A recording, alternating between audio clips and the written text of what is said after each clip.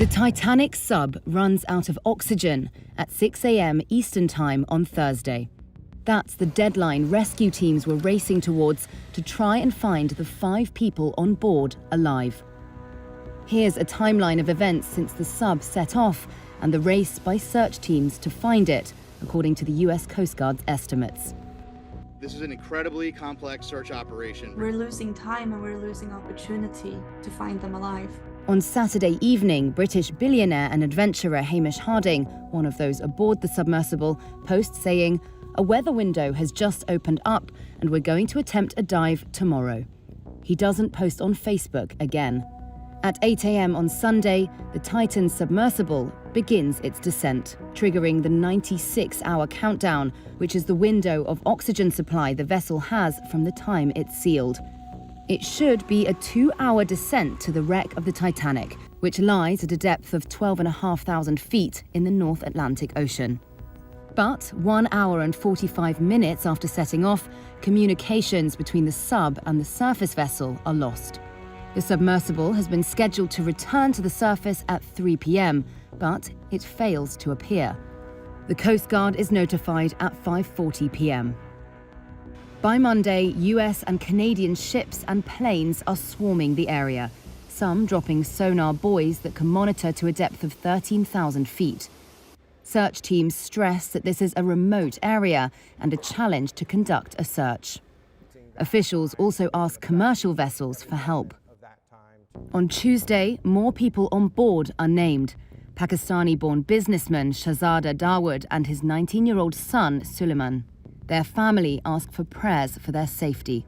Later on Tuesday, noises, reported to be banging sounds, are detected over several hours by a Canadian aircraft, which is equipped with gear to trace submarines. Reports suggest the banging sounds came at 30-minute intervals. Hamish Harding's friend says hopes are not high. As it stands right now, it would be a miracle if they are recovered alive. At 2 a.m. on Wednesday, the US Coast Guard announces it's deploying remotely operated vehicle searches to the area where the sounds were detected. The data is also sent to US Navy experts for analysis, while a French research ship equipped with a deep-sea diving vessel makes its way to the search area. The surface search is now approximately 2 times the size of Connecticut, and the subsurface search is up to 2.5 miles deep, exponentially expanding the size of the search area. 6 a.m. Eastern Time on Thursday, the 22nd of June, is the rough deadline for when the vessel's air will run out, according to its specifications. But experts say the air supply depends on a range of factors, including whether the sub still has power and how calm the people aboard have remained. Well, look, you give an air balloon to a 5-year-old and you tell it to poke it. It goes in a fraction of a second. The same thing happens in reverse in the ocean. You poke it and in a fraction of a second, it's gone. So the implosion, it's a negative explosion, but it's the same pattern. It exploded inwards in a matter of a thousandth of a second. And it's probably a mercy because that was probably a kinder end than the unbelievably difficult situation of being 4 days in a cold, dark, confined space. So this would have happened very quickly. I don't think anybody even had the time to realize what happened. So typically you'd want to land near it and then drive towards the Titanic. So, if they were 400 meters away, less than half a kilometer, that's not too bad. But it would indicate that it happened fairly early on. And from a technical point of view, I would speculate that something that puzzled me since Monday is how come they lost complete communication and tracking of the submersible right away on the way down. Because there's typically redundancy. You have communication to voice. It's all acoustic, but you have a system for voice, you have a system for text, you have a system for range finding, you have a system for sonar, and it's based so that you have backup, so that not everything fails at the same time. That all of a sudden, which made the week terribly difficult to find out, well, what's going on and where are they. By the time you lose communication, it makes it so much harder. And it was curious that all systems stopped at the same time. Little did we ever suspect that. I mean, that was one of the options, but it was pretty far down the line. But that would explain why all these systems stopped immediately, and which indicates that would have happened on the way down, early in the dive. Yes, on the technical side, one of the technologies that was unique to the Seagate, OceanGate submersible was that they used carbon fiber.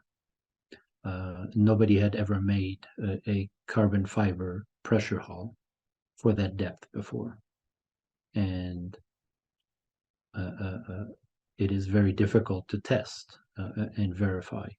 And that was a bit one of the key items that needed a lot of work in verifying that under what conditions and what's the reliability of these non-metallic. Metallic hulls have elasticity to them. We know how they behave. They are, in engineering terms, a linear material. You can predict them. Carbon fiber are very, very strong in tension. They're not so strong in compression. And we know that this is, but it's how do they react under extreme pressure? That leads a lot of research.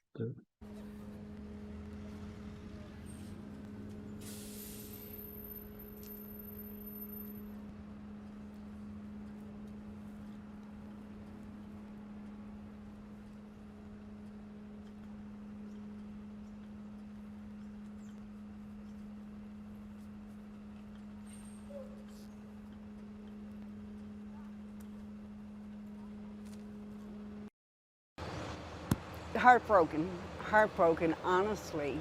I can't even imagine how the families are feeling today.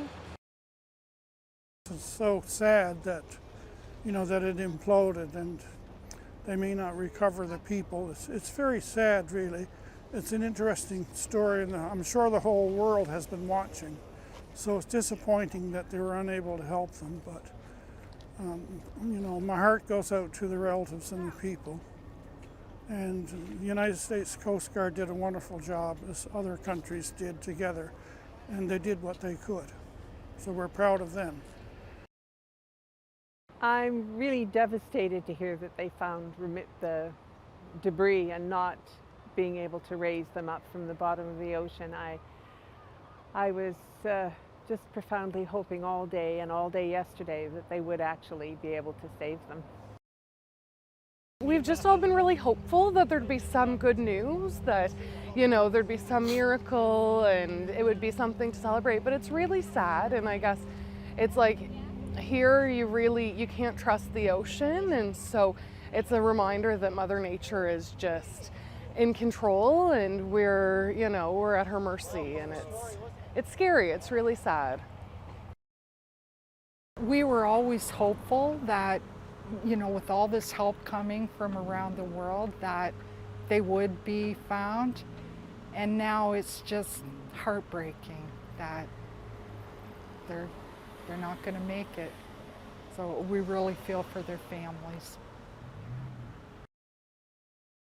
It seems like it was one of those accidents that probably didn't really have to happen if there was some more precautions taken and more thought put into it. Yeah.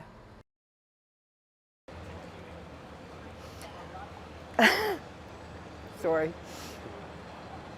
Yeah, I can't even imagine how any family member could deal with that. And so far away from where their families are too right now.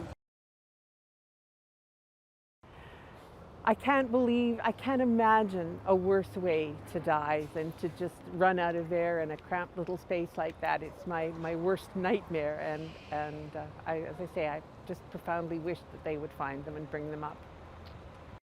And I can't imagine the trauma they went through. Goodbye.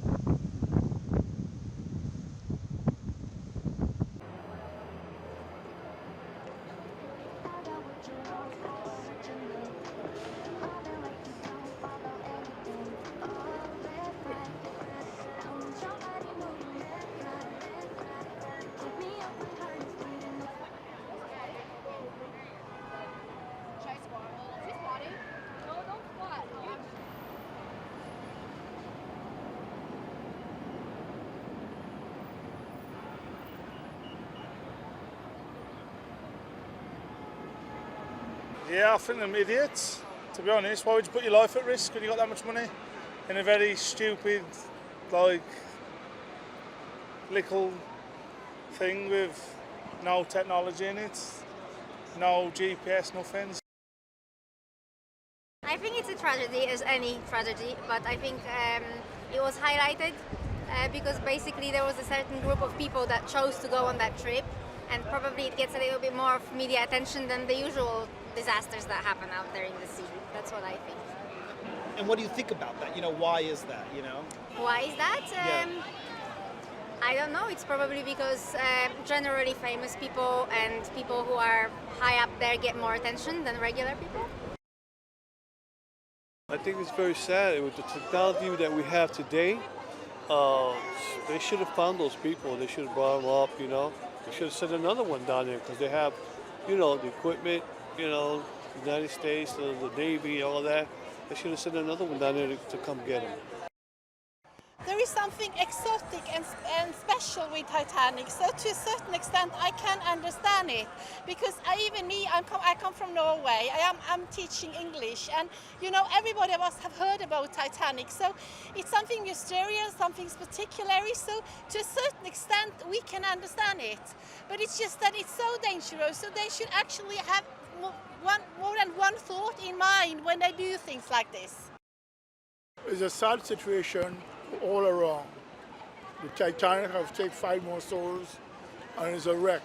You shouldn't go to that wreck unless you have all those facilities intact to return. That is the most important thing, to return from that wreckage.